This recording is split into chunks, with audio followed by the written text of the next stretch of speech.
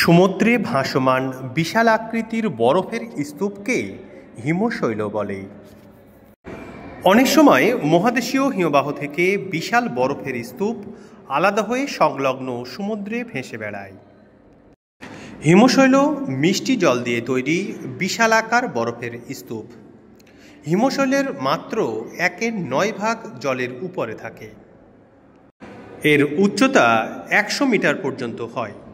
এর ঘনত্ব 920 কেজি প্রতি ঘনমিটারে হয়। হিমশৈলের উষ্ণতা -15 ডিগ্রি সেলসিয়াস থেকে -20 ডিগ্রি সেলসিয়াস পর্যন্ত হয়। এটি সাদা, লাল, নীল নানান রঙের হয়ে থাকে। শীতল স্রোতের সঙ্গে ভেসে আসা হিমশৈল উষ্ণ স্রোতের সংস্পর্শে আসলে গলে যায় এবং হিমশৈলের মধ্যে থাকা নুড়ি, কাঁকর, বালি সঞ্চিত হয়ে মগ্ন চড়ার সৃষ্টি হয়।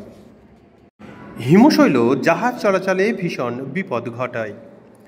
যেমন 1912 সালে 14 এপ্রিল বিশ্ববিখ্যাত জাহাজ টাইটানিক তার প্রথম যাত্রাতেই একটি হিমশৈলের সঙ্গে ধাক্কা লেগে উত্তর আটলান্টিক মহাসাগরে ডুবে যায়। এতে প্রায় 1500-র বেশি মানুষের মৃত্যু হয়। হিমশৈল সৃষ্টির কারণ।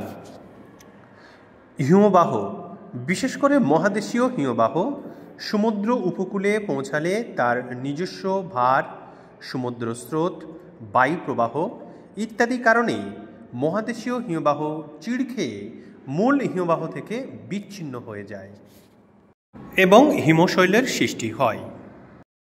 উদাহরণ: আন্টার্কটিকার রনে আইল্যান্ডের পশ্চিমে ওয়েডেল সাগরে ভেঙে পড়া A76 বর্তমানে পৃথিবীর বৃহত্তম হিমশৈল। এর আয়তন প্রায় 4320 বর্গ কিলোমিটার।